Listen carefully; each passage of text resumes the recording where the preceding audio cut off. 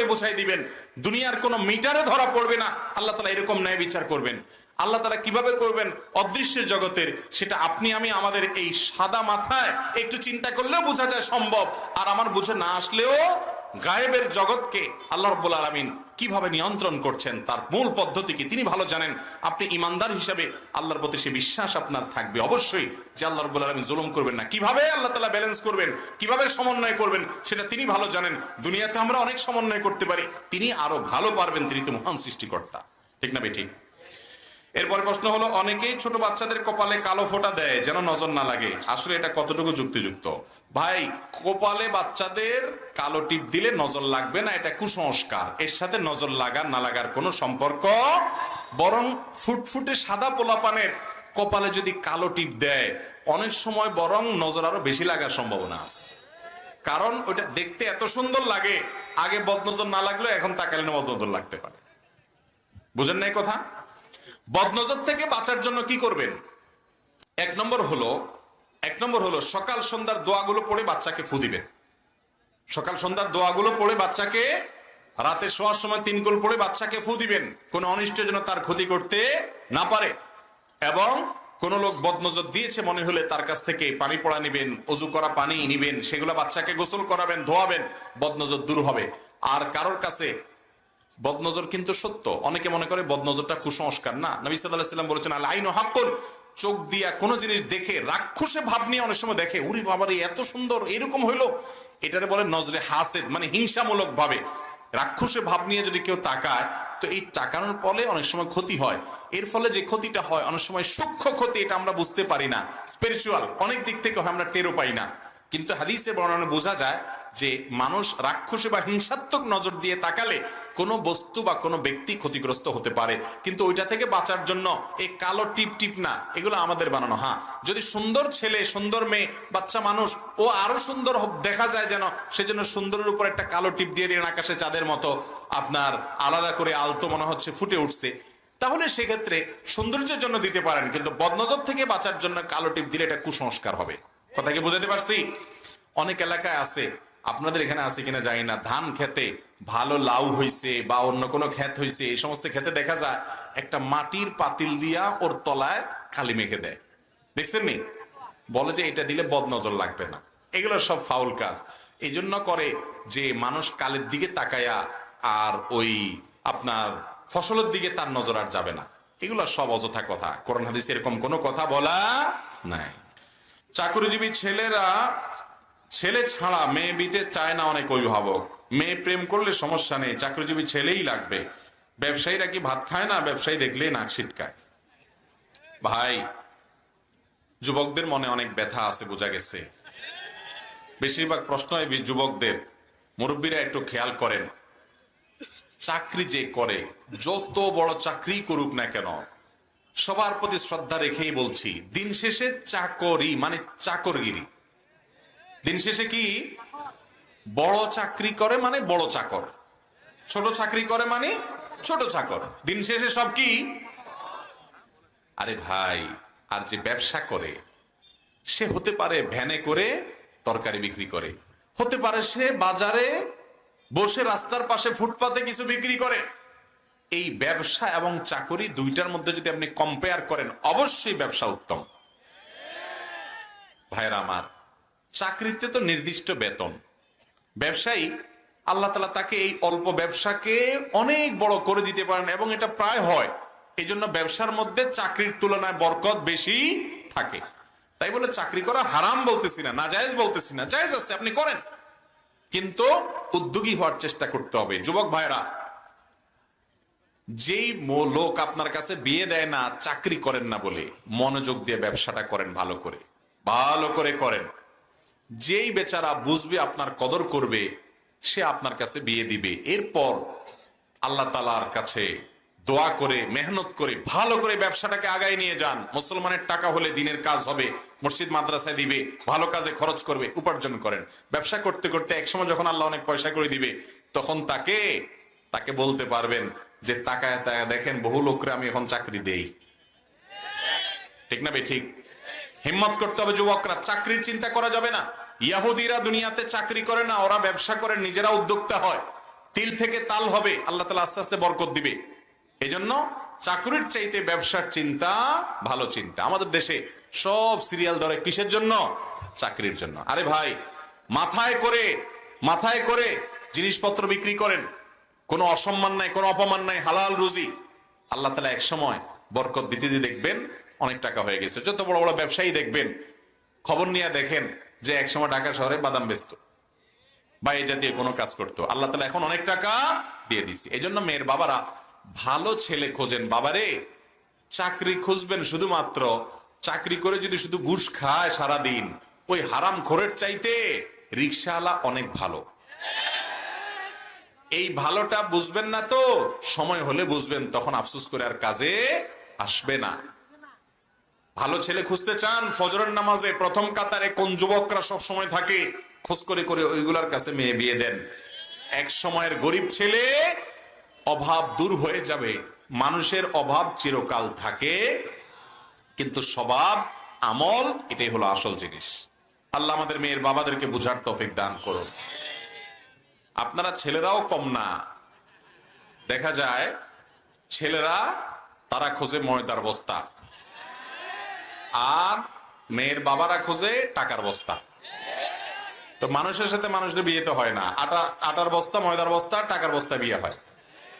আল্লাহ তাআলা আমাদের রুচিগুলো যেন ভালো হয় সেই তৌফিক দান করুন। সৎ মানুষ দুনিয়া থেকে কমে যাচ্ছে ভাই। সে বাবা খুব কম পাওয়া যায়, মেয়ের বাবা, যে আমার মেয়ের জন্য একটা সৎ ছেলে আমি দেখবো, যে ছেলের ভিতরে সততা আছে, আল্লাহর ভয় আছে, তাকওয়া আছে, মুত্তাকি আছে। যে লোকটা, নবী করিম সাল্লাল্লাহু আলাইহি ওয়াসাল্লাম বলেছেন, ফাসফার বিজাতিদ দিন। মানুষ পয়সা করি অনেক কিছু দেখে বিয়ে শাদী দেয়।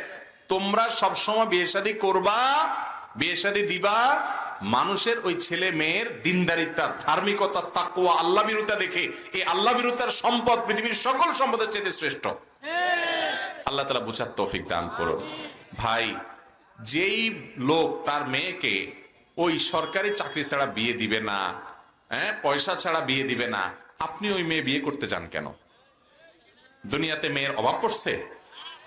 আপনিও নিশ্চয়ই ওই বড় জায়গা দেখে দেখে গেছেন, আপনারও ঝামেলা আছে। তাহলে আপনি একটা গরিব মানুষ, কিন্তু দিন আছে, তাকওয়া আছে, খুঁজে খুঁজে সেই মেয়ে বিয়ে করতে চান। চেষ্টা করবেন না ইনশাআল্লাহ? দিনদারি থেকে আমরা সবসময় প্রাধান্য দিব। একদম জীবন সঙ্গিনী যদি মেয়ে যদি দিনদার হয়, আল্লাহ বিরু হয়, যাদের কপালে, যাদের বাড়িতে আল্লাহ বিরু, তাকওয়ালা, মুত্তাকি, পরেজগার, আল্লাহকে চিনে, আখেরাত চিনে, কোরআন হাদিস মেনে চলে, এইরকম বউ যাদের কপালে পড়ছে, ওরা জানে দুনিয়াতে তাদের জন্য সংসারটা জান্নাত। আর আরেকজনের বউর সব আছে, শুধু দিনদারিতে নাই। বাহিরে অনেক ভালো সাজে, ভিতর দিয়া বেচারা ত্রাস শুরু হয়ে যায়। আল্লাহর ভয় না থাকলে তার সাথে চলা যায় না। আল্লাহ আমাদেরকে বোঝার তৌফিক দান করুন। তো আল্লাহ বিরু মানুষ পাওয়ার জন্য আল্লাহ বিরু হইতে হবে। অনেক যুবক আছে নিজে আকাম কুকুম করবে আর এসে মহিলা মাদ্রাসার মেয়ে খুঁজে বেড়াবে। এই দুই নম্বরই করলে হবে না। আযান ও ইকামাতে আশহাদু আন্না মুহাম্মাদুর রাসূলুল্লাহ বললে মুয়াজ্জিন, আমরা কি সাল্লাল্লাহু আলাইহি ওয়াসাল্লাম বলবো? মুয়াজ্জিন আযানে যা বলে সেটা শুনে শুনে আমরা তা বলবো। তারদিদে আযান, আযানের জবাব দেয়া বলা হয় এটাকে। নবী করিম সাল্লাল্লাহু আলাইহি ওয়াসাল্লাম সহিহ মুসলিমের হাদিসে বলেছেন, ইযা সামি'তুমুল মুআযযিন, তোমরা যখন মুয়াজ্জিনকে আযান দিতে শুনবে, ফাকুলু মিথলা মা ইয়াকুলুল মুআযযিন, তখন মুয়াজ্জিন যা যা বলে তোমরাও তা তা বলবে। তো যা যা বলে তা তা বলতে বলছে নবীজি। এমনকি ব্যাখ্যাও করে বলেছেন, একটা একটা বাক্য করে তিনি দেখেছেন, যখন আল্লাহু আকবার বলবে তখন তোমরা আল্লাহু আকবার বলবে, যখন আশহাদু আল্লা ইলাহা ইল্লাল্লাহ বলে তখন তোমরা আশহাদু আল্লা ইলাহা ইল্লাল্লাহ বলবে, যখন আশহাদু আন্না মুহাম্মাদুর রাসূলুল্লাহ বলে নবী সাল্লাল্লাহু আলাইহি ওয়াসাল্লাম শিক্ষা দিয়েছেন, তখনও তোমরা আশহাদু আন্না মুহাম্মাদুর রাসূলুল্লাহই বলবে। সাল্লাল্লাহু আলাইহি ওয়াসাল্লাম বা দুরূদ পড়বেন আযানের শেষে, আযানের জবাব দিবেন তখন দুরূদ পড়বেন, কিন্তু ওই মধ্যখানে দুরূদ না। ওখানে আশহাদু আন্না মুহাম্মাদুর রাসূলুল্লাহ বললে আপনিও সাথে আশহাদু আন্না মুহাম্মাদুর রাসূলুল্লাহই বলবেন। অনেকে এটা জানে না, আশহাদু আন্না মুহাম্মাদুর রাসূলুল্লাহ বললে কি বলে? সাল্লাল্লাহু আলাইহি ওয়াসাল্লাম। সাল্লাল্লাহু আলাইহি ওয়াসাল্লাম বলবেন, দুরূদ পড়বেন আযানের শেষে, কিন্তু এখানে যা বলবে তাই বলবেন। হাদিসে নবী সাল্লাল্লাহু আলাইহি ওয়াসাল্লাম সেটাই শিক্ষা দিয়েছেন। তাহলে মুয়াজ্জিন আযান দিয়ে যে পরিমাণ সওয়াব পান, আপনি মুখে মুখে মুয়াজ্জিন বললে তার পেছনে পেছনে, তার সাথে সাথে তার পরে পরে যদি বলেন, এর মাধ্যমে মুয়াজ্জিনের আযান শুনে যত মানুষ নামাজ পড়ে, আল্লাহ তাআলা মুয়াজ্জিন যদি আল্লাহকে খুশি করার জন্য আযান দেয়, তাকে সওয়াব দেয়, আপনি জবাব দিয়েও সে পরিমাণ সওয়াব পাবেন। বিরাট বড় ব্যাপার, এটা করবেন। দুই পরিবারের সম্মতিতে বিয়ে ঠিক করা আছে, এমত অবস্থায় মেয়ের সাথে কথা বলা যাবে কিনা, খুব দরকারি একটা প্রশ্ন। আমাদের দেশে বিয়ের আগে অনেক সময় দেখা যায় একটা নাম দিছে এঙ্গেজমেন্ট, আসেনি আপনাদের এলাকায়? বিয়ের আগে আংটি পরায় রাখে, অথবা আংটিও পরায় না, শুধু মুখে মুখে কথা পাকাপাকি হয়, ঠিক আছে আমরা তাহলে বিয়ে পড়াবো, করবো 6 মাস পরে, 2 বছর পরে, 1 বছর পরে। ওই এঙ্গেজমেন্টের পরে, আংটি পরানোর পরে অথবা কথা পাকাপাকি হওয়ার পরে ছেলে মেয়ে মনে করে তাহলে আমরা বোধহয় এখন জামাই বউ হয়ে গেছে। এবার সারাদিন ইটিস পিটিস আলাপ সালাপ বেহুদা করতে থাকে স্বামী স্ত্রী সুলভ। টাটকা হারাম, জায়েজ নাই। যতক্ষণ পর্যন্ত আগদ না হয়েছে ততক্ষণ পর্যন্ত আপনারা স্বামী স্ত্রী হতে পারবেন। এতই যখন ইচ্ছা তাহলে আগদটা করায় ফেলান। আবার ঝুলে রাখবেন কেন? এঙ্গেজমেন্ট আবার কি? এঙ্গেজমেন্ট জিনিসটা কি? ইসলামে কোনো এঙ্গেজমেন্ট ফ্যাঙ্গেজমেন্ট নাই। আগদ হয়ে গেছে, বিয়ে হয়েছে, আগদ হয় নাই, বিয়ে নাই, শেষ। আমাদের দেশে এটা আরেক রোগ, যে বিয়ের কথা বলে ওই কলা দিয়া ঝুলায় রাখে। আংটি একটা পরায় দিচ্ছে, এই মেয়ের আর কোথাও বিয়ে দিতে পারবেন না, আমরা দখল করে নিছি। তো দখলই যখন করছো ভাই, আগদ পড়ায় দাও, ছেলে মেয়ে দূরে থাকবে, এখন থাকুক, সমস্যা নেই, পরে উঠাউঠি করিও। তারা যে পারস্পরিক আলাপ সালাপ করবে সেটা হারাম না হয়। অতএব বিয়ের ইজাব প্রস্তাব কবুল হবে, খুতবা হবে, বিয়ে পড়ায় দিবেন। বিয়ে পড়ায় দিচ্ছেন, উঠায় নিবেন পরে, ঠিক আছে, হয়তো মেয়ের পরীক্ষা আছে, ছেলের পরীক্ষা আছে, থাক, পরে করেন আনুষ্ঠানিকতা, উঠায় নেওয়া নেই, পরে করেন, কিন্তু অন্তত বিয়েটা পড়ায় দেন। বিয়েটা পড়ায় দিলে এরপরে যোগাযোগ করতে পারবেন।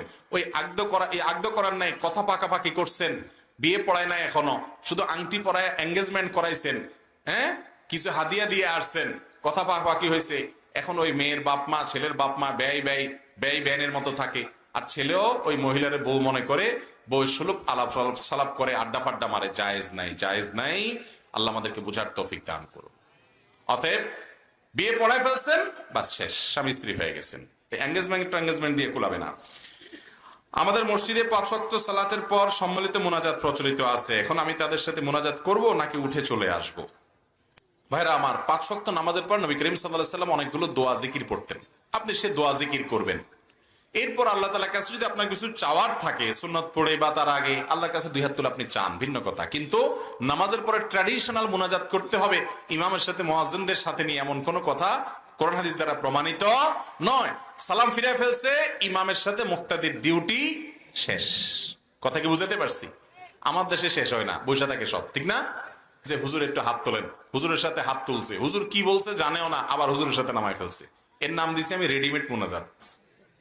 এই রেডিমেড মুনাজাত হবে না ভাই।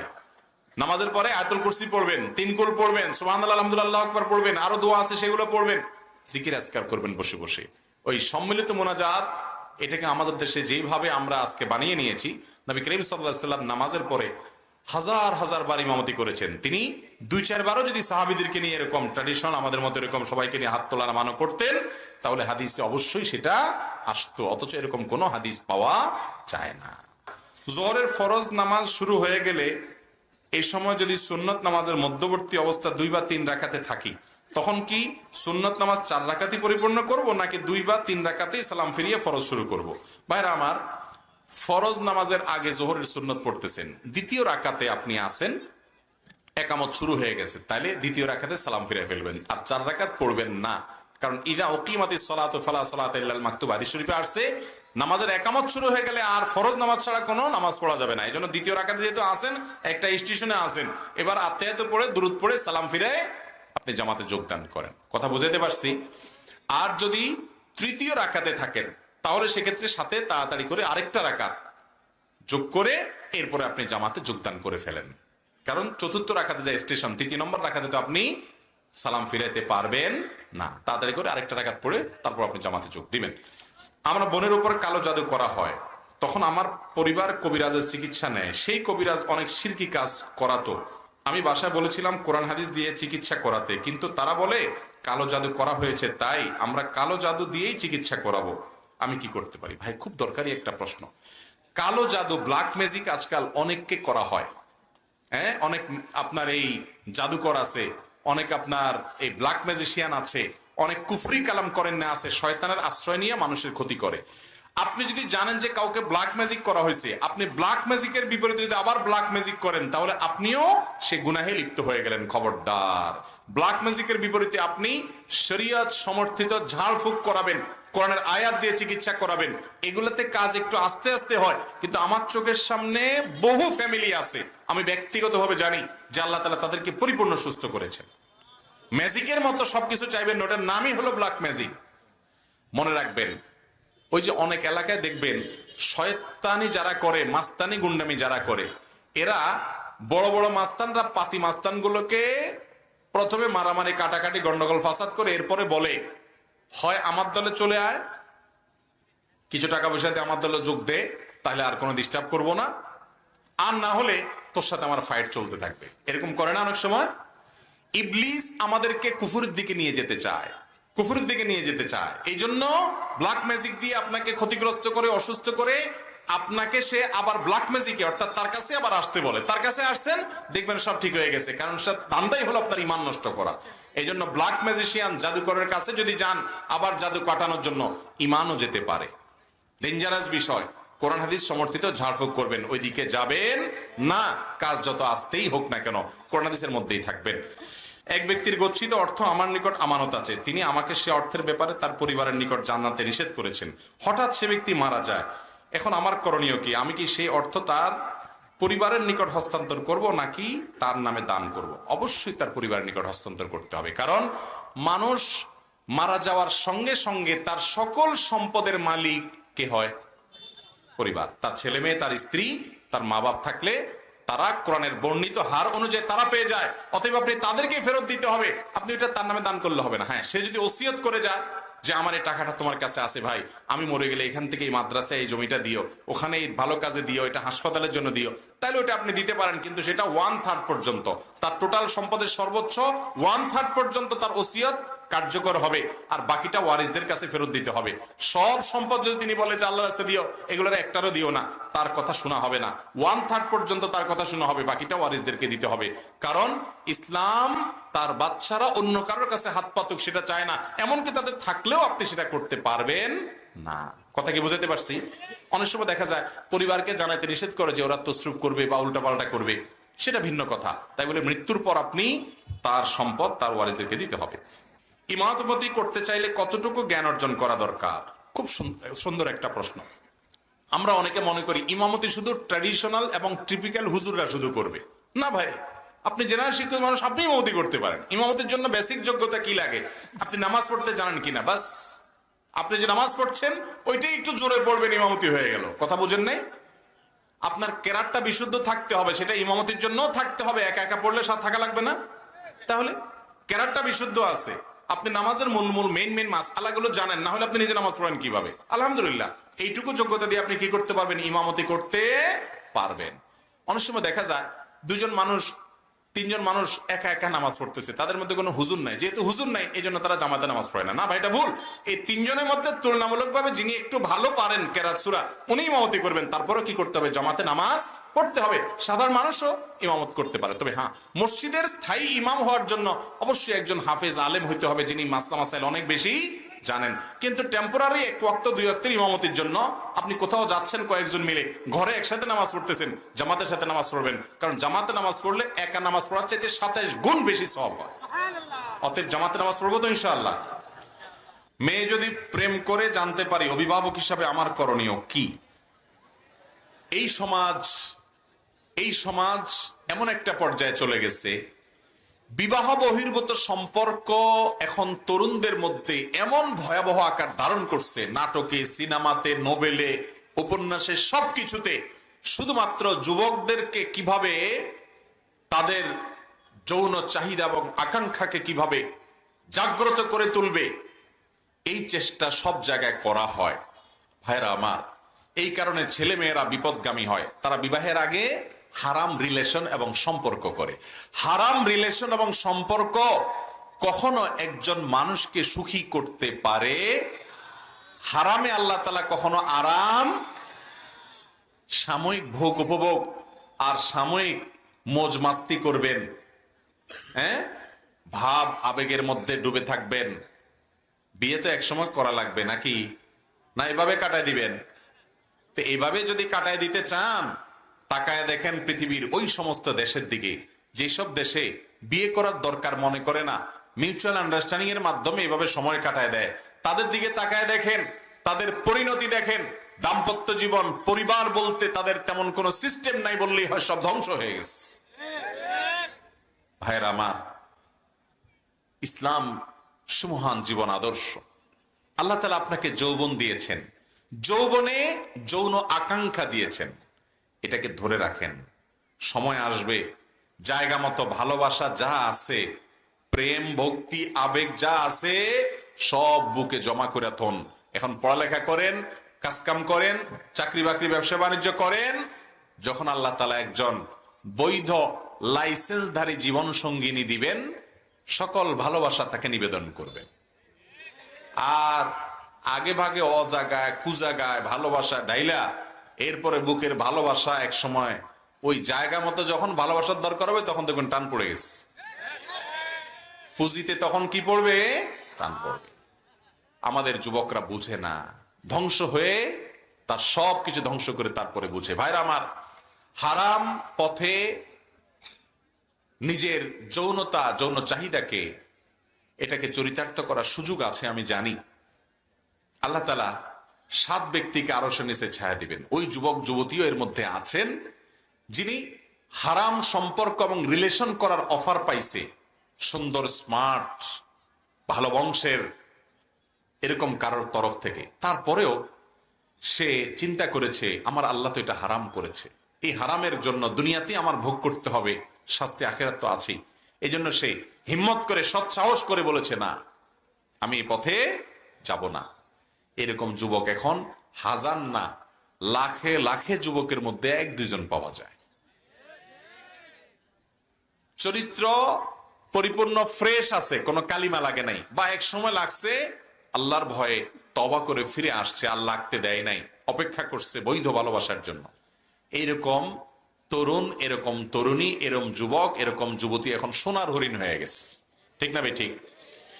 এখন কোন অভিভাবক তার ছেলে বা মেয়ে যদি এরকম বিপথে চলে যায় তিনি কি করবেন? প্রথম কথা হলো তাকে কাউন্সিলিং করতে হবে, তাকে বোঝাতে হবে এটি শুদ্ধ কোনো পথ নয়, এটি সঠিক কোনো পথ না। তোমাকে অপেক্ষা করতে হবে সঠিক পথের জন্য। যৌবনের ভ্রম বলতে একটা জিনিস আছে, এই বয়সটাই এরকম খারাপ। খারাপ বলতে এই অর্থে খারাপ যে এই বয়সের যে পাগলামি, এই পাগলামি নেশা এত মারাত্মক হয়, মনে হয় যে চোখের সামনে এইটা পড়ছে, এইটারে না পাইলে মনে হয় আমার জীবন পুরোটাই তেনা তেনা হয়ে যাবে, আমার জীবন মনে হয় পুরোটাই মিশা হয়ে যাবে, এরকম মনে হয় না? আজকে ঠাকুরগাঁয়ে দিনের বেলা মাহফিল ছিল, এক যুবক স্টেজে উঠে এসে খুব আবেগ আপ্লুত হয়ে, বাচ্চা ছেলে, বয়স 19-20 বা 21 এরকম হবে বা আরো কম, সে ইয়াং ছেলে বলছে যে হুজুর, একটা মেয়ের সাথে হারাম সম্পর্ক ছিল, আমার বাবা মার চাপে আল্লাহর ভয়ে সব মিলে ছেড়ে দিছি, এখন আমার মনে হয় আমি আর বাঁচবো না, ওর জন্য এত খারাপ লাগে আমার কাছে। বেচারার বাস্তব অবস্থাটা সে বলেছে। আমি তাকে বোঝানোর চেষ্টা করেছি অল্প সময়ে যে আল্লাহর জন্য যদি কাউকে ত্যাগ করা যায়, ত্যাগ করলে কষ্ট হবে এটা ঠিক, কিন্তু মুসলমান বিশ্বাস রাখতে হবে আল্লাহ তাআলা এই ত্যাগের বিনিময়ে বহুগুণ বেশি ভোগের তৌফিক দিবেন। এই পৃথিবীতে যে যা অর্জন করে সব ত্যাগ করেই হয়, ভোগ করে অর্জন করতে কেউ পারে না, ত্যাগ করতে হয়। এই জন্য হিম্মত করতে হবে। কোন অভিভাবকের ছেলে মেয়ে এই পথে চলে গেলে তাদেরকে বোঝাতে হবে, ওলামাদের কাছে আনতে হবে, কাউন্সেলিং করতে হবে, নসিহা করতে হবে, এটা সঠিক পথ না। আমি সব সময় সব জায়গা বলার চেষ্টা করি, আমাদের বাপ চাচারা যারা ছিলেন, এই মাহফিলেও যারা বৃদ্ধ বয়সের আছেন, 60-65 বছর, 55-50 বছরের যারা আছেন, খবর নিয়ে দেখেন তো ওনাদের মধ্যে কেউ বিয়ের আগে ইটিস পিটিস করে বিয়ে করছেন এরকম আছে? হাজারে 1-2 জনে খুঁজে পাবেন না, ঠিক না? সময় হয়েছে, বাপ মা বিয়ে দিচ্ছেন, যারা বিয়ে করছেন কাহিনী খতম। যার সাথে বিয়ে হয়েছে ওই বেচারির সাথে জীবন কাটাতে কাটাতে এখন বুড়ি হয়ে গেছে, উনি বুড়া হয়ে গেছে, সম্পর্ক এখনো টিকে আছে, এমন টিকা টিকছে একদম সুপারগুলোর মতো ভালোবাসা আছে, ঠিক না বে ঠিক? আর আপনারা বিয়ের আগে ওই প্রেম প্রীতি ভালোবাসা 2 নাম্বারই এগুলো এত করেন যে ভালোবাসা আপনাদের এত উতরায়, মেসেজ আদান প্রদান করেন হোয়াটসঅ্যাপে, মেসেঞ্জারে, মোবাইলে, কলে, ভিডিও কলে, তারপরে চাইনিজে খাওয়ান, চটপটি খাওয়ান, বাদাম খাওয়ান, ফুচকা খাওয়ান, জামা কিনে দেন, কাপড় কিনে দেন, মোবাইলে ব্যালেন্স দেন, এত কিছু করেন, চিঠি আদান প্রদান করেন, এত তামাশা, আরে ভালোবাসা এত দেন, এত দেওয়া দেওয়ার পরেও দেখা যায় কদিন পরে ঠুস করে ভেঙে যায়। চায়না মালও আর একটু বেশি টাইম লাস্টিং করে। এই তথাকথিত অবৈধ প্রেম ভালোবাসা যতটা লাস্টিং করে এর চাইতে চায়না মালও আরো বেশি, চায়না মালের চাইতে এটার লাস্টিং কম। অতএব এই 2 নম্বর ভালোবাসা চান? ওই মুরব্বীদেরকে দেখেন, ওই চাচিরে ছাড়া এখনো চাচা কিচ্ছু বুঝে না, ঠিক না ঠিক? চাচারে ছাড়াও চাচি কিছু বুঝে না। ভালোবাসা আঠার মতো, কারণ এই ভালোবাসায় কোনো ভেজাল নাই, নোংরামি নাই, অসভ্যতা নাই। এটার নাম দিছে প্রেম। আমি বলি, কিছু মানুষ আছে হয়তো আসলেই শয়তানের প্ররোচনা পরিচিত হয়ে সত্যি সত্যি একেবারে প্রেমে ভাবে, আবেগে ভাবালুতায় পড়ে গেছে, এরকম কিছু মানুষ আছে। আর বেশিরভাগই তথাকথিত বিবাহের আগে যে 2 নম্বরই এই প্রেম রিলেশন করে, এগুলো হলো মেয়েদের হলো ফুচকা চটপটি খাওয়ার, টাইম পাস করার ধান্দা। আর ছেলেদের হলো যত সব ছেলেদের হলো এই বদমাইশি করা আর ফুসনষ্টি করার ধান্দা। অনেকে হয়তো খুব দিল থেকে, হ্যাঁ না আমার এসব ধান্দা টান্দা নাই, আমি আসলে এখলাসের সাথে ভালোবাসি, খালেস নিয়তে ভালোবাসি। এরকম কিছু লোক আছে, হয়তোবা আছে, হয়তোবা না আছে। কিন্তু যত এখলাসের সাথে ভালোবাসেন, পদ্ধতি যদি ত্রুটি হয় এখলাসের সাথে কইরাও লাভ হবে। আপনি যদি আল্লাহকে খুশি করার জন্য খালেস নিয়তে বিসমিল্লাহ আল্লাহু আকবার বলে কুকুর জবাই করেন, কোরবানি হবে? গোশত খাওয়া যাবে? আপনার নিয়ত তো খাঁটি আছে, নিয়ত তো ফুসকা চটপটি না, ভেজাল নাই। তারপরেও যদি আপনি পদ্ধতি ত্রুটি করেন, সেটাতে হালাল হবে? বিবাহ বহির্ভূত সম্পর্ক হারাম, পরিষ্কার হারাম। এই হারামে আল্লাহ তাআলা আরাম রাখেন। সারা দুনিয়ার দিকে তাকায় দেখেন। আচ্ছা, সারা দুনিয়া যাওয়ার দরকার নাই, আপনার দেশের দিকেই তাকান। সারাদিন যারা আপনাদেরকে নাটকের মধ্যে, সিনেমার মধ্যে প্রেম শিখায়, ভালোবাসা শিখায়, বাপ মা রাজি না, তারপরও কিভাবে তাদের অসন্তুষ্ট করে, তাদের সাথে বেয়াদবি করে, তাদের চোখের পানি ফেলে, তাদের মনে কষ্ট দিয়ে কিভাবে 2 নম্বর পথে যাওয়া লাগে। ইসলাম নিষেধ করে, তারপরেও ধর্মীয় নিষেধকে উপেক্ষা করে কিভাবে 2 নম্বরই করা লাগে, সামাজিক বাধা উপেক্ষা করে কিভাবে 2 নম্বরই করা লাগে। নাটক, সিনেমা, নোবেল উপন্যাসে সারাদিন এগুলো শিখায় না যে প্রেম করে তোমাকে জয় করতে হবে, জ্বলে যাবা, পুড়ে যাবা, বাঁচাতে পারবে না কেউ, তুমি 14 গোষ্ঠী সব ধ্বংস হয়ে যাও, তারপরও প্রেম করো, এগুলো না শিখায় সারাদিন? আচ্ছা, এই ভালোবাসার শিক্ষক যারা, এই প্রেমের শিক্ষক যারা, নায়ক নায়িকা, বিভিন্ন তথাকথিত শিল্পী, এক যুগে যারা মানুষকে বিনোদন টিনোদন দিত, এরা বিনোদন কর্মী ছিল, বড় জোর বড় রাজা বাচ্চাদের বিনোদন কর্মী ছিল। এখনকার যুগে এসে তারা হয়ে গেছে শিল্পী। যাক, আমি তাদের ছোট করি না, তাদের মধ্যে অনেক যোগ্যতা, দক্ষতা অনেকের মধ্যে অবশ্যই আছে, কিন্তু সেটাকে অজাগা ব্যয় করে, আল্লাহ নিষিদ্ধের পথে ব্যয় করে কোনো মুসলমান কখনো সুখে থাকতে পারে? তার প্রমাণ হলো এই যারা আপনাদেরকে সারাদিন ভালোবাসা শিখায়, প্রেম শিখায়, তাদের দেখা দেখি আপনারা এসব আকাম কুকাম করেন, ওই বিপথে যান।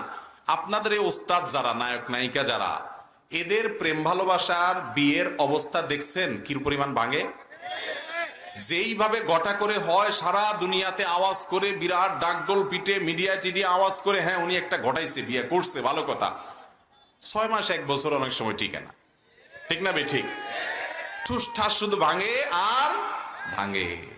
ভালোবাসা শিখতে চান? ওই মুরব্বী চাচা চাচিরে দেখেন, 2 নম্বর পথে যায় নাই, ভালোবাসা আঠার মতো আছে, আলহামদুলিল্লাহ।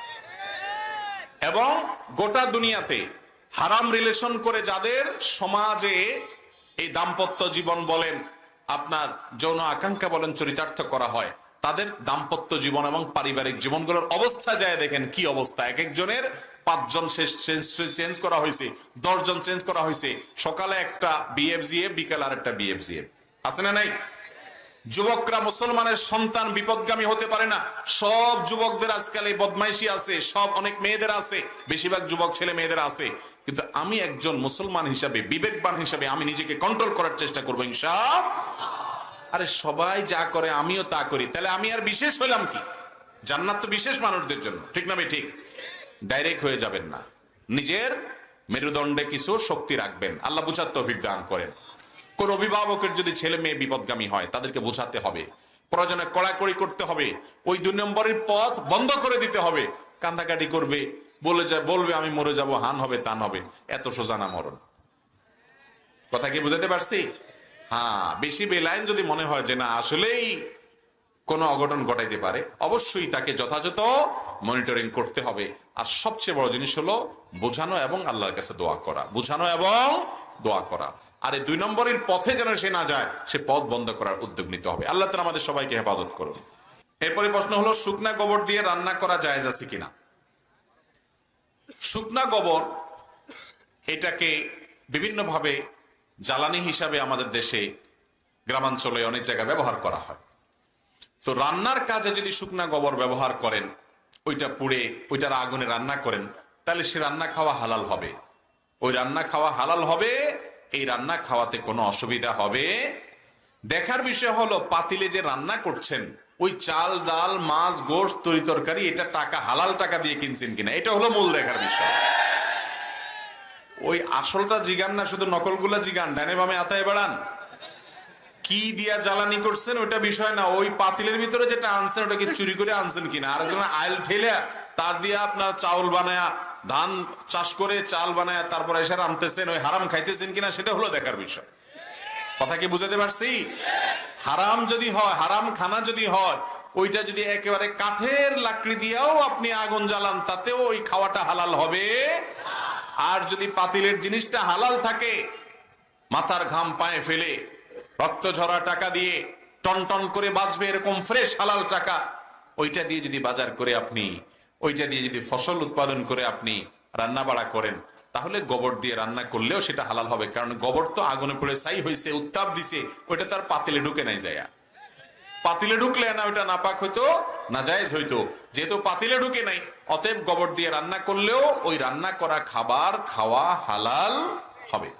কথা কি বুঝাইতে পারছি? এরপরে প্রশ্ন হলো, চেয়ারে বসে নামাজ পড়া যাবে কিনা?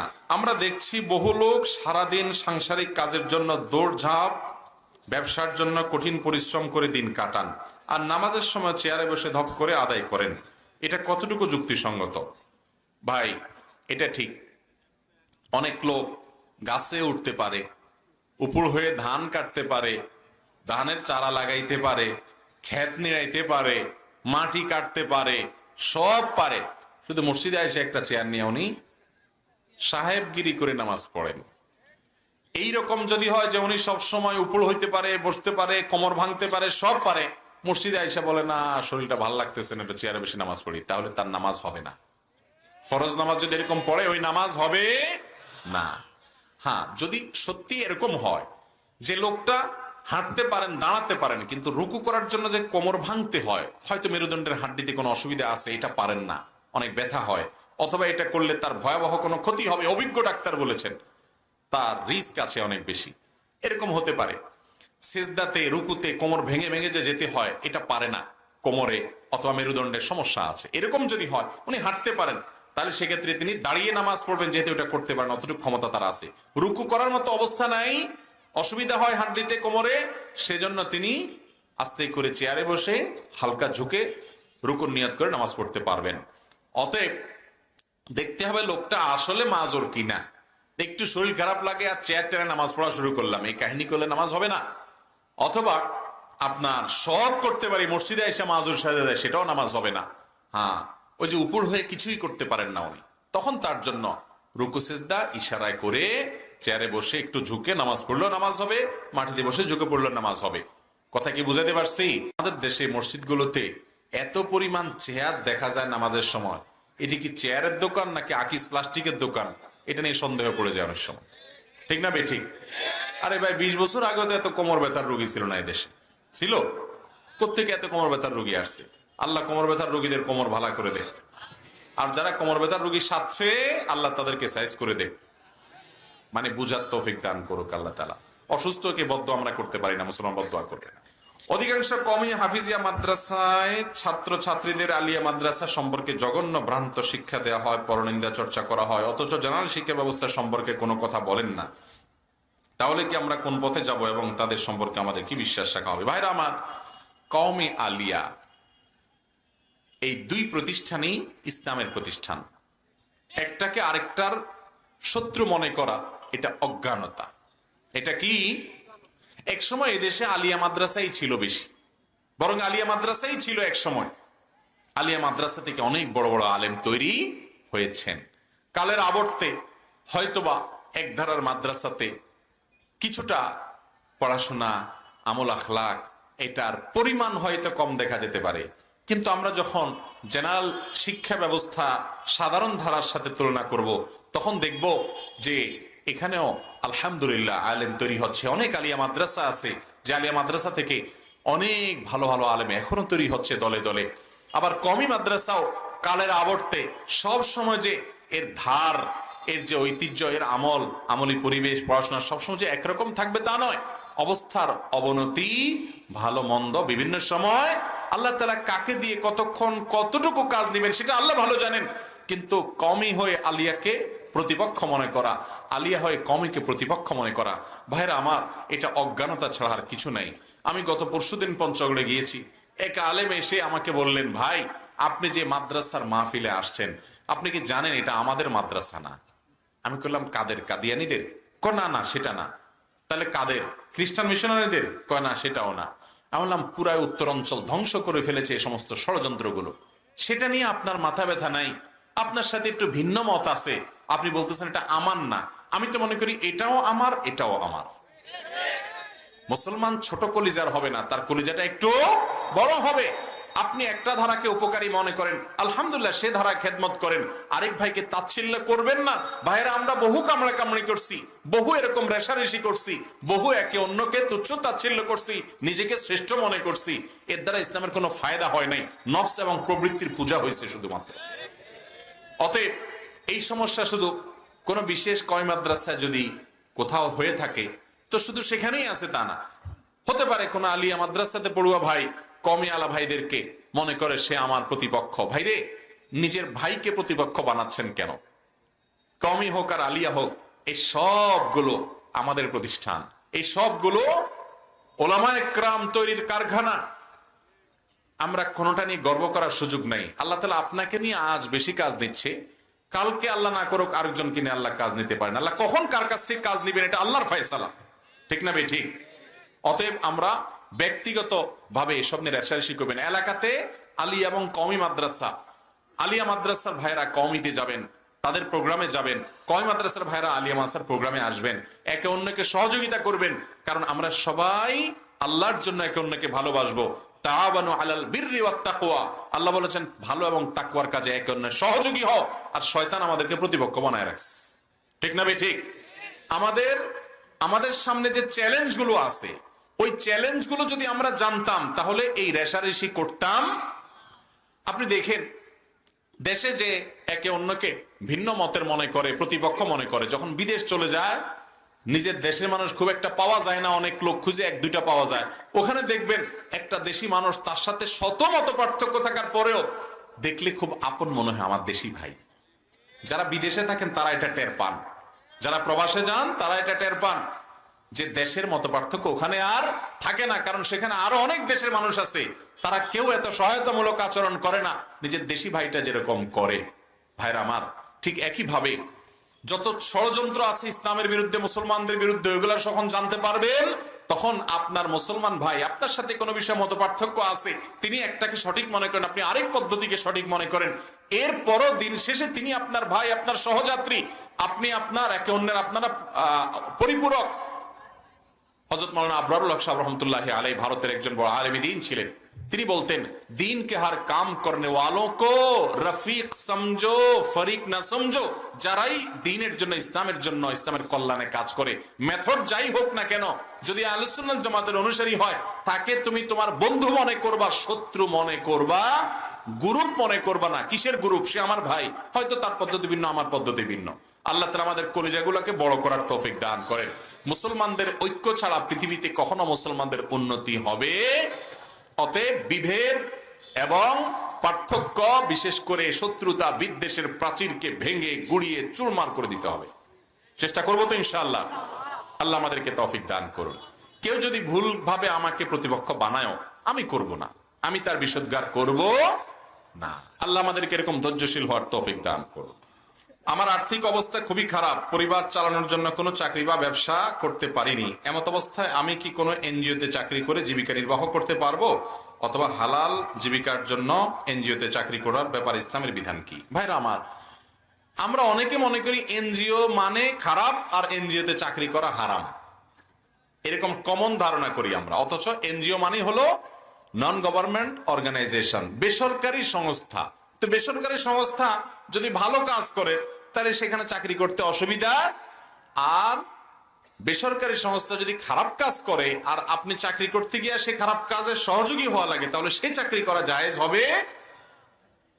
এটা ঠিক যে এনজিও বলতে আমরা যা বুঝি, বেশিরভাগ এনজিও যেগুলো দেখি আমরা, বেশিরভাগই সুদের কারবার করে।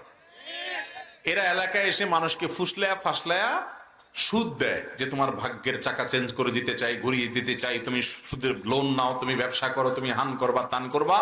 কয়দিন পরে এসে টিন খোলা শুরু করে, গরু বেচা শুরু করে। এরা বন্ধু না শত্রু? ওর দরকার মুনাফা, ও হলো সবচেয়ে বেশি টাকার খোর। আপনারে বড়লোক বানানো উদ্দেশ্য না, ওর নিজে বড়লোক হওয়া উদ্দেশ্য। অতএব এই সুদকে আল্লাহ তাআলা ধ্বংস করবেন, সুদকে আল্লাহ তাআলা হারাম করেছেন। সুদের বিরুদ্ধে যুদ্ধের ঘোষণার কথা বলা হয়েছে। বিধায় একজন মুসলমান কখনো এই পথে যেতে পারে। কোন এনজিও যদি শুধুমাত্র এই কাজ করে বা এই কাজে আপনার চাকরি করা লাগে, সেখানে আপনি চাকরি করতে পারবেন না। হ্যাঁ, একটা এনজিওর আরো অনেক ভালো কাজ থাকতে পারে। আপনার এমন কোন পদে কাজ আছে যেখানে আপনি কোনো হারাম কাজ করা লাগে না, ভালো ভালো কাজ করেন, সুদের সাক্ষী, সুদের লেখক, সুদের গ্রহীতা, সুদের দাতা, অথবা সুদের আপনার ফিল্ড ভিজিটর, সুদের সাথে সংশ্লিষ্ট লোন স্যাংশনকারী, চেককারী, এরকম কোনো কিছুর সাথে যদি জড়িত হন আর ওইটাই আপনার চাকরি হয়, ডিউটি হয়, জব হয়, এর বিনিময়ে পারিশ্রমিক নেন, সেটা হালাল হবে না, হারাম হবে। কারণ সুদের সাথে সংশ্লিষ্ট থাকলে সেটা হারাম হবে। হ্যাঁ, এনজিওর যদি এমন কোনো কাজ থাকে যেটা সুদের কারবার নাই, অন্য কোনো সেবামূলক কাজ, তারা বৃক্ষরোপণ করতেছে, ওখানে আপনার কাজ, তারা অন্য কোনো কাজ করতেছে, সেখানে আপনার কাজ, তো ওই হালাল জব করলে আপনার উপার্জন হালাল হবে, আর হারাম জব করলে উপার্জন হারাম হবে। এনজিও মানেই যে হারাম। অনেক ইসলামিক এনজিও আছে তারা শুধু লোন টোন দেয় না, হারাম কিছু নাই, মানুষের উপকার করতেছে, আছে না নাই? বিধায় এনজিও দেখলেই এটা হারাম এমনটি মনে করার কারণ নাই, যদিও বেশিরভাগই সুদের মহাজন। এরপরে প্রশ্ন হলো, কাতার সোজা ও ফাঁকা বন্ধ করা ইসলামের দৃষ্টিতে এর গুরুত্ব কতখানি? কাতার সোজা করার গুরুত্ব অপরিসীম। নবী করিম সাল্লাল্লাহু আলাইহি ওয়াসাল্লাম বলেছেন, তোমরা কাতার সোজা করো, লা তাখতালিফু, কাতার বাঁকা করিও না, ফাতাখতালিফু কুলুবুকুম, তাহলে তোমাদের অন্তরগুলো বাঁকা হয়ে যাবে, সমাজে বিভেদ, গন্ডগোল, ফাসাদ হবে। কাতার সোজা করো। এবং নবী করিম সাল্লাল্লাহু আলাইহি ওয়াসাল্লাম কাতারের মধ্যকার ফাঁকা বন্ধ রাখতে বলতেন। ওই করোনা এসে আমাদেরকে যে দূরে সরাইছে, এখনো কাছে আনতে পারে নাই। আর অনেক লোক আছে এখনো দূরে দূরে দাঁড়ায়, ঠিক না বে ঠিক? নবী সাল্লাল্লাহু আলাইহি ওয়াসাল্লাম নামাজে দাঁড়িয়ে ইমামতির সময় প্রত্যেক ওয়াক্তে মানুষদেরকে সাবধান করতেন, সুদ্দুল খালাল, কাতারের মধ্যকার ফাঁকা বন্ধ করো। তিনি বলতেন, সাওয়ু সুফুফাকুম, কাতার সোজা করো। তিনি বলতেন, লা তাদাউল ফুরুজাত লিশ-শাইতান, কাতারের মধ্যকার ফাঁকাগুলা শয়তানের জন্য রাখবা না। তিনি বলেছেন, তোমাদের মধ্যে ওই ব্যক্তি সবচেয়ে উত্তম যে ব্যক্তি নামাজে পার্শ্ব ব্যক্তির জন্য তার কাঁধটাকে নরম করে দেয়, অর্থাৎ কাছাকাছি দাঁড়াইলে জিদাজিদি করে না। এই জন্য ভাইরা আমার, কাতারের মধ্যে ফাঁকা রাখা ভালো জিনিস। অনেক লোক আছে কাতারের মধ্যে ফাঁকা বন্ধ করে তার সাথে মিলে দাঁড়াইতে গেলে সে বলে, ভাই গায়ের দিকে আসছেন কেন? আছে না, এরকম বলে। এটা অজ্ঞানতা। তবে হ্যাঁ, এর মানে এই না ফাঁকা বন্ধ করতে আপনি একজনের গায়ের সাথে এমন ঠাসা ঠাসা করে দাঁড়ালেন যে বেচারার বিরক্তির কারণ হয় অথবা কষ্ট হয়, এরকম না। কিন্তু ফাঁকা বন্ধ করে দাঁড়ানোর চেষ্টা অবশ্যই করতে হবে। আমার বাবা একজন ব্যবসায়ী, এখন কেউ যদি চুরি করা পণ্য বিক্রি করতে আসে তাহলে সেই পণ্য নেওয়া কি জায়েজ হবে? না ভাই, মোটেই জায়েজ হবে না। অনেকে আছে দেখবেন যে কিছু কিছু জায়গায় জুতার দাম অনেক কম, ঢাকা শহরে আছে দেখবেন ভালো ভালো জুতা অনেক সস্তা সস্তা পাওয়া যায়, দেখছেন?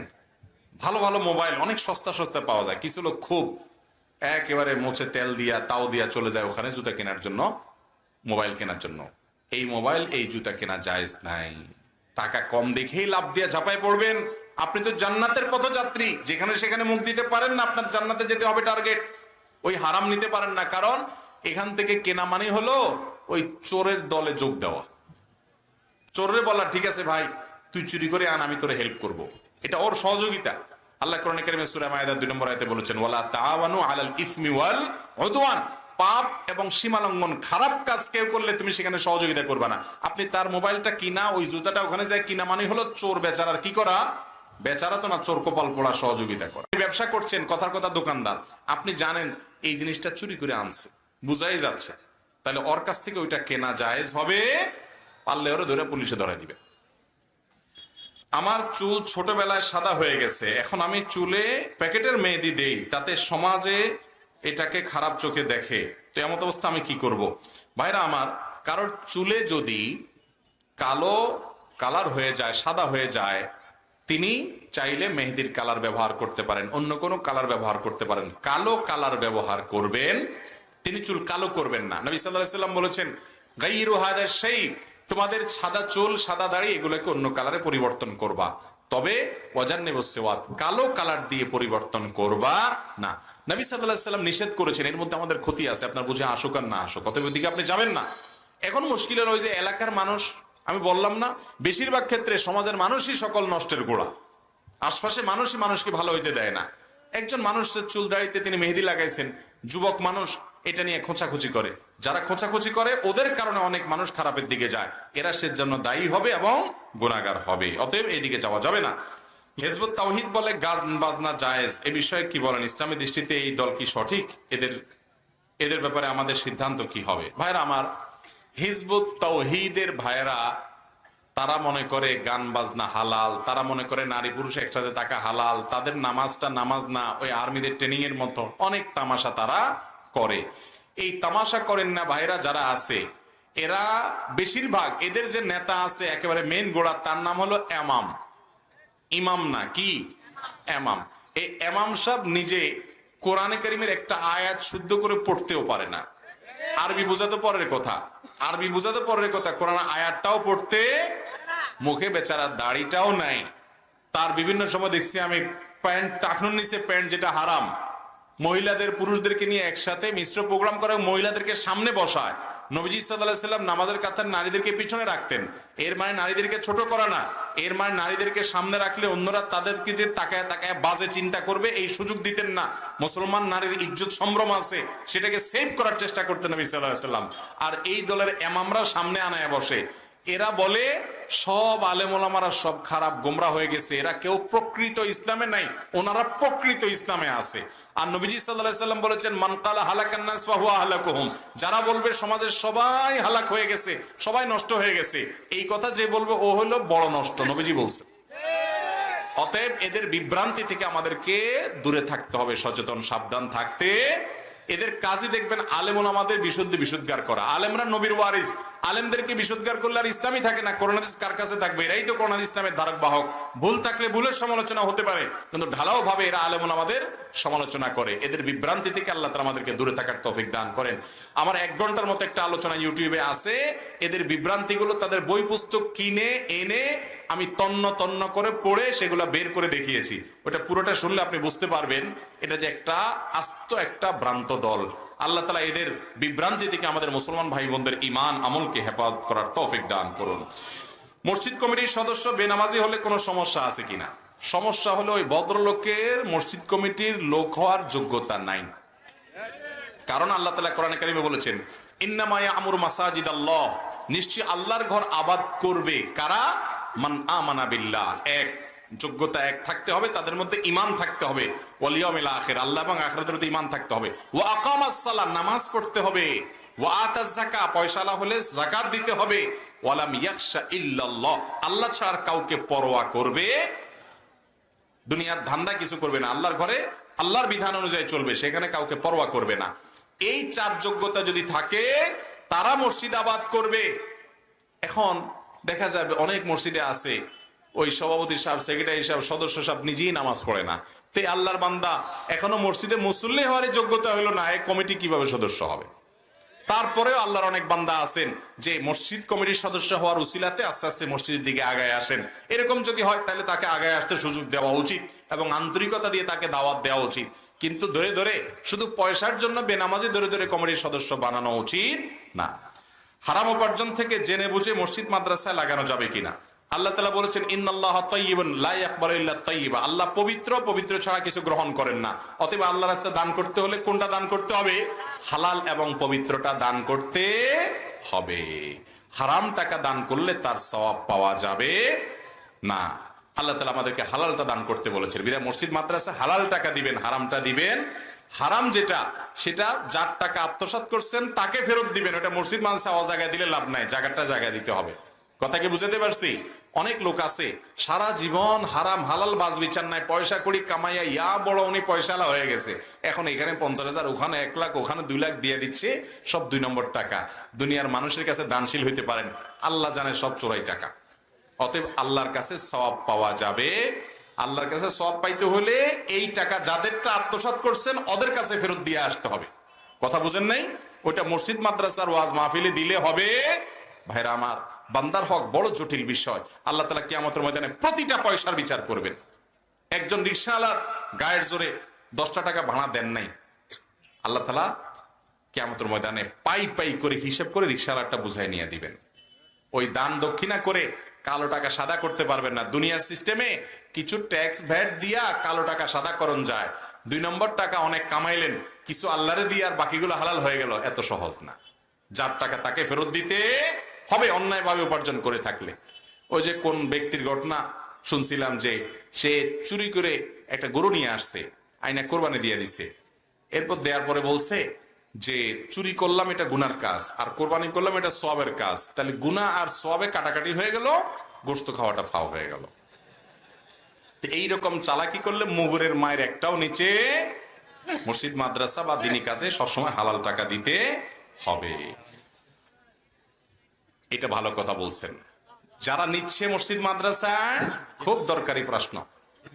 মসজিদ মাদ্রাসা কর্তৃপক্ষেরও উচিত বুকের পাটায় বল থাকতে হবে, পিঠে মেরুদণ্ড থাকতে হবে, বলতে হবে যে বিনয়ের সাথে বলতে হবে, কৌশলে। যদি জানেন যে এই লোক হারাম টাকা দিচ্ছে, বলবেন যে দেখেন আমাদের আপাতত লাগবে না, আপনি অন্য কোথাও দেন, ঘুরায় ফিরায় বলবেন। আর যদি বলতে পারেন সুন্দরভাবে বিনম্রতার সাথে বুঝাই দিবেন, দেখেন হালাল টাকা দেওয়ার চেষ্টা করেন আপনি, আমরা হালাল টাকা গ্রহণ করি। আর যদি মনে করেন যে এটা বললে গন্ডগোল হবে, তাহলে আপনি অ্যাভয়েড করেন। আর অন্তত এত কিছু যদি করতে না পারেন, একটা কাজ করেন। যেমন আমাদের আসুন্নাহ ফাউন্ডেশনে সারা দেশের মানুষ 10 টাকা, 20 টাকা, 50 টাকা দান করে, এটা দিয়ে লক্ষ লক্ষ টাকা হয়। সেটা আমরা মানুষের সেবামূলক কাজ করি, দিনের কাজ করার চেষ্টা করি। আমাদের যারা সদস্য হতে চায়, আমাদের ফরমে লেখা আছে, নিয়মে লেখা আছে, অবশ্যই হালাল টাকা দিতে হবে। আমরা কোনো হারাম টাকা চাই না। আপনি আমাদের এখানে সদস্য পদ নিবেন, হালাল টাকা দিয়ে নিতে হবে, আমরা শর্ত দিয়ে দিই। এরপরে যদি সে দেয় হারামটা, তা আল্লাহর সাথে বুঝবে। আমি অন্তত বলি মসজিদ কমিটির পিঠে এতটুকু মেরুদণ্ড থাকা উচিত, মাদ্রাসা কমিটি, যে আমার মাদ্রাসা একটু চকচক কম করুক, কিন্তু আমি হালাল টাকা নিব। ওই হালাল টাকার বিল্ডিং এ পড়ে যে ছেলে পড়বে, ও মানুষের মতো মানুষ হবে। এখন তো আমাদের এসব নাই। চকচক করতে হবে মাহফিল, টাকা হারাম টাকা দিয়ে হইলেও হইতে হবে। আল্লাহ আমাদেরকে বুঝার তৌফিক দান করুক। এই যে বাইতুল্লাহ, মসজিদে হারাম, মসজিদে হারামে কালো কাবা, কালো গিলাফে মোড়ানো যে কাবা, এই কাবার এক পাশে যারা গেছেন জানেন বুক পরিমাণ একটা ওয়াল দিয়ে ঘেরাও করা আছে, এটাকে হাতিমে কাবা বলে। এটা কিন্তু কাবার ভেতরের অংশ ছিল। এর ভিতরের অংশটা কাবার ভিতরের অংশ। মূলত ইব্রাহিম আলাইহিস সালাম যে কাবা বানাইছেন এটাও ভিতরে ছিল, কিন্তু আমাদের নবী করিম সাল্লাল্লাহু আলাইহি ওয়াসাল্লামের দাদা আব্দুল মুত্তালিবের আমলে, ওনার তত্ত্বাবধানের নেতৃত্বে যখন কাবা পুনর্নির্মাণ করা হয়, ওনারা মুশরিক ছিলেন মক্কার, কিন্তু তারা হালাল হারাম বুঝতো। তারা পর্যন্ত বুঝতো, তারা বলছিলেন যে হারাম টাকা আমরা নেব না, আল্লাহর ঘর বানাইতে শুধু হালাল টাকা নেব। তারা জানে সমাজে কার কামাই রোজগার কি, এই জন্য তারা হালাল টাকা দিয়ে বানাইতে গিয়ে টাকার অভাব পড়ছে, এইটুকুরে আর মসজিদ বানাইতে পারে না, উঁচু করে রাখছে। আজও পর্যন্ত কাবার ওই অংশ ওইভাবেই আছে, এখনো পর্যন্ত কাবার মূল অংশের সাথে নাই। পৃথিবীর মানুষ যেন শিক্ষা গ্রহণ করে। অথচ আমাদের মসজিদ মাদ্রাসা বলেন, দ্বীনি শিক্ষা প্রতিষ্ঠান বলেন, আমরা এখানে হারাম খোর না হালাল খোর দেখা নাই, টাকা দিলেই মারহাবা মারহাবা চিল্লে, ঠিক না? ঠিক। অতএব মসজিদ মাদ্রাসার লোকরা, ইমাম সাহেবরা মিম্বর থেকে বলবেন, খবরদার আল্লাহর ঘরে হারাম টাকা দিবেন না। টাকা কম থাকুক তাও ভালো, হারাম টাকা চাই না। এখন পয়সা হলে সবাই তার মাথায় তেল দেয়, হুজুররাও মারহাবা বলে। আল্লাহ আমাদেরকে বুঝার তৌফিক দান করুন। ফুটবল খেলার মধ্যে ফরজ তরক করা হয়, সেটা কবিরা গুনাহ, কিন্তু আমরা যারা ফুটবল খেলা দেখি আমাদের গুনাহ হবে কিনা? ভাইরা আমার, রান এটা সতরের অংশ বিশুদ্ধ মত অনুযায়ী। ফুটবল খেলার সময় হাফ প্যান্ট পরে যারা ফুটবল খেলে তাদের রান দেখা যায় কি যায় না? তো এই রান উন্মুক্ত করে সে যেরকম গুনাহের কাজ করছে, আপনি দেখেও গুনাহের কাজ করছেন। শুধু রান দেখা যায়, আরো কিছু দেখা যায় না খেলাতে?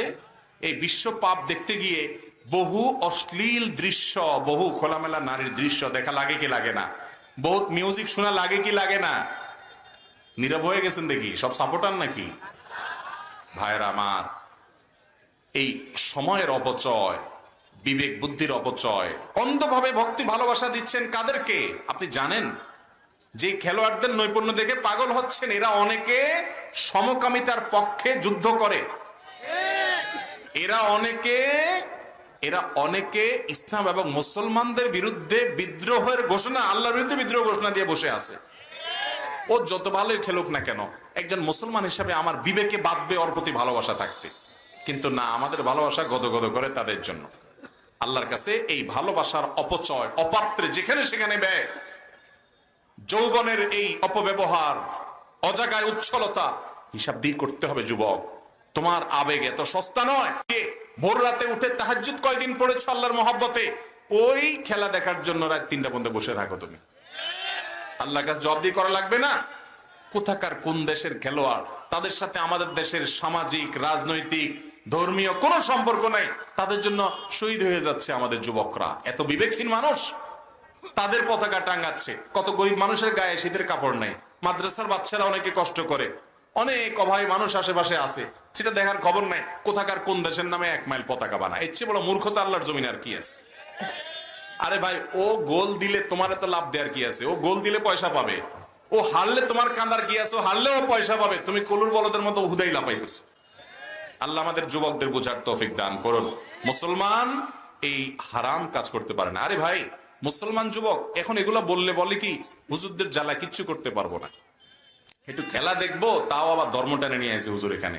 এ ভাই, খেলা দেখতে বলছে কি তোমার? তুমি নিজে খেলো, তুমি নিজে 3/4 প্যান্ট পরো যাতে তোমার রান দেখা না যায়, তুমি সতর ঢেকে বড় প্যান্ট পরে তুমি ফুটবল খেলো, তুমি ক্রিকেট খেলো, সেখানে পারস্পরিক লেনদেন রাখিও না, শারীরিক ব্যায়ামের উদ্দেশ্যে তুমি খেলো, তুমি দৌড়াদৌড়ি প্রতিযোগিতা করো, নবী সাল্লাল্লাহু আলাইহি ওয়াসাল্লাম দৌড়াদৌড়ি প্রতিযোগিতা করেছেন। ইসলামে খেলাধুলা নাই তা না, ওই বেটা খেলতেছে, দৌড়াইয়া ওর শরীরের চর্বি জ্বলাইতে আছে, ওর স্বাস্থ্য ভালো থাকবে, ও পয়সা করে কামাবে, ওর ধান্দা। তুমি ভূতের মধ্যে যে রাত জায়গা দেখতেছ, তোমার তো স্বাস্থ্য নষ্ট হবে, তোমার লাভটা কি? কথা কি বুঝাইতে পারছি? আল্লাহ আমাদের বিবেকগুলোকে খুলে দেখ। আর 3-4টা প্রশ্ন আছে ভাই। আমি একজন দলিল লেখক, দলিল করতে গিয়ে অনেক সময় অফিসারকে ঘুষ দিয়ে দলিল করতে হয়, কিন্তু আমি কোনো ঘুষের টাকা নেই না, অফিসার যে পরিমাণ চায় সে পরিমাণ টাকা আমার দলিল গ্রহীতা ক্লায়েন্টের কাছ থেকে নেই, তাই দিয়ে দেই, আমার গুনাহ হবে কিনা? ভাই, যদি এমন হয় যে এছাড়া কোনো উপায় নাই, সে ঘুষ ছাড়া কোনো দলিল করে না, নিরুপায় আপনি, এবং আপনার কাছে আর কোনো পেশা নাই, তাহলে সেক্ষেত্রে বাধ্য হয়ে যে আপনি ঘুষ দিচ্ছেন, এর কারণে আপনার গুনাহ হবে না। কিন্তু সে গ্রহীতা, সে তো অবশ্যই হারাম খাচ্ছে, যে ঘুষ খাচ্ছে। আর আপনি যদি এই পেশা ছেড়ে অন্য কোনো পেশায় যাওয়ার সুযোগ থাকে, তাহলে হারাম নিজে না খাইলেন, কিন্তু দেওয়া তো লাগলো, হারামের সাথে জড়াইলেন, তো এটা থেকে বাঁচার জন্য আপনার পেশা পরিবর্তন করা উচিত, আল্লাহর জন্য ত্যাগ করলেন। আমরা একটা মসজিদের জন্য বাজেট পেয়েছি, কিন্তু এই বাজেট নিতে আমাদেরকে 2,50,000 টাকা ঘুষ দিতে হয়েছে, ওই মসজিদে নামাজ হবে কিনা জানতে চাই। ভাই, দুনিয়া কোথায় চলে গেছে যে মসজিদের টাকা ছাড়াইতে গেলেও কি দেওয়া লাগে? ঘুষ দেওয়া। এই ঘুষখোরগুলার তো জাহান্নামেও জায়গা হবে কিনা আল্লাহ জানে। আহা ভাইরা আমার, আমি একটু আগে বলছি মসজিদ কমিটির লোকদের মেরুদণ্ড থাকা উচিত। ঘুষ দিয়া মানুষ তোমাকে টাকা দান করছে আল্লাহর ঘরে খরচ করার জন্য, ওই টাকা ওই ঘুষখোররে ঘুষ দিবা তুমি, এটা জায়েজ হবে না। তুমি ওই টাকা দিয়া মসজিদের জন্য টাকা ছাড়ানোর দরকার নাই, বলবা ঘুষখোররে মুখের উপরে যে 2,50,000 কেন, পুরো টাকা তুমি খাইয়া ফেলাও। আমরা হারাম দিয়া তোমার কাছ থেকে আল্লাহর ঘরের টাকা নেব, আমাদের ঘর পাকার দরকার নাই, কাঁচা ঘরে নামাজ পড়বো, সওয়াব আরো বেশি হবে। এখন যে ভাব চক্কর, তাতে মনে হয় যত চকচক হবে মসজিদ, মনে হয় সওয়াব তত বেশি হবে। আসলে কি ব্যাপারটা তাই? এই অসুস্থ প্রতিযোগিতা থামাতে হবে। আমাদের মসজিদের চকচক দরকার নাই, আমরা হালাল টাকা চাই। কথা কি বুঝাতে পারছি? অতএব ভাইরা আমার, এই ঘুষ দিয়া মসজিদের টাকা ছাড়ানো জায়েজ হবে। সাম্প্রতিককালে আমরা দেখতে পাই অনেক যুবক দিনের পথে প্রত্যাবর্তন করছে, কিন্তু কিছুদিন যাওয়ার পর তাদের মধ্যে কিছু কিছু যুবক আবার বিপথে চলে যায়, তারা তাদের অন্তরের নূর হারিয়ে ফেলে। সেই সব যুবককে কিভাবে অন্তরের নূর টিকিয়ে রেখে ইমানের শক্তিতে বৃদ্ধিতে সচেষ্ট হয়? ভাইরা আমার, ইমান আনার পর আবার নষ্ট হয়ে যাওয়ার ভয় আছে, এই জন্য কয়েকটা কাজ করতে হবে। নাম্বার 1, চোখের জেনা থেকে বাঁচতে হবে। যুবকদের জন্য এটা হলো সবচেয়ে বিষের মতো, যে চোখ দিয়ে আমি কোনো পরনার দিকে দেখবো না, কান দিয়ে কোনো মিউজিক সহ গান শুনবো না। এই 2টা জিনিস যদি থেকে বাঁচতে পারেন, আর হারাম খাওয়া উপার্জন থেকে বাঁচতে পারেন, দেখবেন আপনি ইমানের নূর পাবেন ইনশাআল্লাহ। আপনি কিছুদিন করে দেখেন, দেখবেন ইমানের নূর পাবেন, ইবাদতের স্বাদ পাবেন। নাম্বার 3, নেককার, ভালো নেককার মানুষদের সাথে থাকবেন, আল্লাহওয়ালা, আমলওয়ালা, মুত্তাকি, পরহেজগার, আল্লাহর ভয় আছে এই মানুষগুলোর সাথে, যারা হারামের ধারে কাছে যায় না জীবন গেলেও, তাদের সাথে থাকবেন। নাম্বার 4, আল্লাহর কাছে দোয়া করবেন, রব্বানা লা তুযিগ কুলুবানা বা'দা ইয হাদাইতানা ওয়া হাব লানা মিন লাদুনকা রাহমা ইন্নাকা আনতাল ওয়াহ্হাব। হে আমার রব, হেদায়েত যেহেতু একবার দিবেন, আর আমাকে পথভ্রষ্ট করবেন না। আল্লাহর কাছে দোয়া করবেন, আল্লাহ ইনশাআল্লাহ হেদায়েতের উপর রাখবেন। ইহদিনাস সিরাতাল মুস্তাকিম যখন পড়বেন, হেদায়েত চাইবেন, চোখের পানি ফেলবেন, ইনশাআল্লাহ আল্লাহ তাআলা হেদায়েতের উপর রাখবেন। কুকুর যদি ক্ষুধার্ত থাকে, তাকে যদি দেখার পরও না খাওয়াই, তাহলে গুনাহ হবে কিনা? ভাইরা আমার, ক্ষুধার্ত কুকুর যদি দেখেন, আপনার সামর্থ্যে যদি থাকে তাকে খাবার দেওয়ার, তাহলে আপনি অবশ্যই তাকে খাবার দিবেন, কারণ সেও আল্লাহর প্রাণী, আল্লাহর সৃষ্টি। একটা কুকুরকে, পিপাসার্ত কুকুরকে একজন ব্যভিচারী নারী তার ওড়না আপনার কুয়ার ভিতরে ঢেলে সেখান থেকে পানি ভিজিয়ে উঠিয়ে চিবিয়ে খাইয়েছে, পানি পান করিয়েছে। এই আমলটার কারণে আল্লাহ এত খুশি হয়েছেন যে ওই মহিলার জীবনের সব গুনাহ মাফ করে দিয়েছেন। তাহলে একটা কুকুরের প্রতিও কি করতে হবে? দয়া রহম করতে হবে। প্রত্যেক প্রাণী যার প্রাণ আছে তার প্রতি আমাদের মায়া দয়া থাকতে হবে। এই জন্য কুকুরকে খাবার দিলেও আপনি সওয়াব পাবেন আল্লাহর কাছে। আপনি খাবার না দিলে যদি সে কুকুরটা ক্ষুধার্ত থেকে মারা যায়, আর দেওয়ার কেউ নাই, অথচ আপনার কাছে খাবার আছে, তাহলে আপনার গুনাহ হবে। কথা কি বুঝাতে পারছি? একটা বিড়ালকে বেঁধে রেখেছে এক মহিলা, সে সবসময় নামাজ কালাম পড়তো, কিন্তু বিড়ালকে বেঁধে রেখে খাবার দেয় নাই, সেজন্য সে জাহান্নামে গেছে। নবী সাল্লাল্লাহু আলাইহি ওয়াসাল্লামকে আল্লাহ ওহীর মাধ্যমে জানিয়েছেন। ভাইরা আমার, তাহলে বোঝা গেল আল্লাহর প্রাণী সৃষ্টির প্রতি দয়া করা ছাড়া মানুষ খাঁটি মুসলমান হতে পারবে। অনেক যুবক আছে দেখবেন, একটা ইঁদুরকে কষ্ট দিয়ে মারে, তারা আনন্দ ফুর্তি করে, একটা পাখিরে কষ্ট দিয়ে মারে, আনন্দ ফুর্তি করে। আছে না এগুলা পাষাণ, এরা কখনো ভালো মুসলমান হতে পারে? আর নবী করিম সাল্লাল্লাহু আলাইহি ওয়াসাল্লাম শুধু মানুষের জন্য রহমত নয়, পশুর জন্য রহমত। তিনি বলেছেন, তোমরা যখন পশু জবাই করবে, জবাই করার আগে ছুরিটা ভালো করে ধার দিবে, অযথা পোছাপুছি করে, যাতে করে তারে কষ্ট দিতে না হয়, যাতে করে তাড়াতাড়ি তার রুটা বের হয়ে যায়। আল্লাহ খাওয়া হালাল রাখছে, এই জন্য তুমি অমানবিক ভাবে তাকে হত্যা করবে বা জবাই করবে, এটা আল্লাহ তাআলা অনুমতি দেন নাই। এই জন্য ভাইরা আমার, কুকুর, বিড়াল, অন্য সকল প্রাণী, তাদের প্রতিও দয়া মায়া প্রদর্শন করতে হবে। গালি দেওয়া নিষেধ আছে ইসলামে, কিন্তু একজন আলেম অন্য আলেমকে অনেক খারাপ ভাষায় গালি দেয়, এই সম্পর্কে কি বলেন? ভাই, আমার জাতি ভাই করে দেখে ওইটাকে আমি হালাল করতে পারবো? আল্লাহ যেটা হারাম করছেন সেটা সবার জন্যই কি? এরকম যদি কোনো হুজুর পান যে হুজুর আরেক হুজুরে কটু কথা বলে গালি দেয়, তাহলে বুঝবেন ওই হুজুরের ওয়াজ বা ওই হুজুর থেকে ভালো কিছু গ্রহণ করা যাবে না, কারণ তিনি নিজে হারামে লিপ্ত, প্রকাশ্য গুনাহে লিপ্ত। আল্লাহ তাআলা আমাদের সবাইকে হেদায়েত দান করুন। ভাইরা আমার, আফসোসের বিষয় যে আমরা অনেকে দেখা যায় এরকম প্রকাশ্যে একজন আরেকজনের বিরুদ্ধে বিষোদ্গার করি। এগুলা করা কোনো ভালো জিনিস না। আপনারাও এরকম হুজুরদের দলাদলি করেন, এই হুজুরের পক্ষ হইয়া আরেক হুজুরের গোষ্ঠী উদ্ধার করেন, আছেন না? ফেসবুকে দেখা যায় এক হুজুরের পক্ষে আরেক হুজুরের ভক্তরা, এক পীরের মুরিদরা আরেক পীরের বিরুদ্ধে লেখালেখি করে, আছে না নাই? এমনকি বাজে কথাও বলে। এগুলো জঘন্য অপরাধ। মুসলমান কখনো গালিবাজ হতে পারে? এমনকি একটা নায়িকা, একটা গায়িকা, কোনো খারাপ কাজও যদি কোনো মেয়ে করে বা কোনো ছেলে করে, তার ফেসবুক প্রোফাইলে, তার আইডিতে, তার পোস্টের নিচে গিয়ে একটা এত বড় একটা গালি দিয়ে ধুয়ে আসলেন, সওয়াব হবে? আল্লাহরে খুশি করার জন্য করলে সওয়াব হবে? মায়ের হবে আরো বেশি। কোনো খারাপ মানুষকেও গালি দেওয়া যাবে? অন্যায়ের বিরুদ্ধে প্রতিবাদ করবেন সুন্দর ভাষায়, যৌক্তিক ভাষায়, গালির ভাষায় হতে পারে না। শেষ প্রশ্ন, আল্লাহ তাআলার বিধান অনুযায়ী সন্তানের আকিকা করার সময় ছেলেদের ক্ষেত্রে 2টি ছাগল এবং মেয়েদের ক্ষেত্রে 1টি ছাগল কোরবানি করতে হয়, মানে আকিকা করতে হয়, জবাই করতে হয়। কিছু ক্ষেত্রে দেখা যায় তাদের কেউ নাম পরিবর্তন করে, পুনরায় নাম পরিবর্তনের পর কি আবার ওই নিয়ম প্রযোজ্য হবে? আবার কি ছেলেদের ক্ষেত্রে 2টি এবং মেয়েদের ক্ষেত্রে 1টি জবাই করতে হবে কিনা? ভাইরা আমার, আকিকার জন্য পশু জবাই করতে হয়, কিন্তু নাম পরিবর্তনের জন্য কোনো পশু জবাই করা লাগে না। নামের অর্থটা খারাপ বুঝতে পারে নাই, পরবর্তীতে চেঞ্জ করছে, বাস চেঞ্জ করে ফেললেই হবে, কাগজপত্র চেঞ্জ করে ফেললে এটাই যথেষ্ট। আলাদা করে এর জন্য আর জবাই করে, পশু জবাই করে মানুষ খাওয়াইতে হবে বা নিজেরা খাইতে হবে, আকিকা দিতে হবে, এমন কোনো শর্ত নেই। আকিকা জীবনে একবার হয়, 2বার হয় না। নাম পরিবর্তনের জন্য আকিকার দরকার নাই।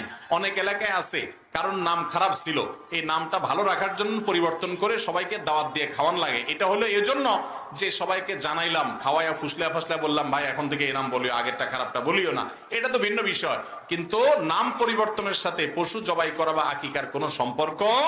অতএব নাম পরিবর্তন যদি করা লাগে কোনো কারণে, আকিকা দেওয়া লাগবে না, কোনো পশু জবাই করা লাগবে না। আর নামের অর্থ যদি খারাপ হয় অবশ্যই পরিবর্তন করতে হবে, অযথা যেমনি সেমনি নাম পরিবর্তন করব না। আল্লাহ তাআলা আমাদের সবাইকে যা শুনলাম, জানলাম, বুঝলাম আমল করার তৌফিক দান করুন। যারা আজকে 5 ওয়াক্ত নামাজ চিরজীবনের জন্য যতদিন নাকের ডগা নিঃশ্বাস থেকে নিয়ত করছেন, ঠিক রাখবেন তো ইনশাআল্লাহ নিয়ত? আল্লাহ আমাদের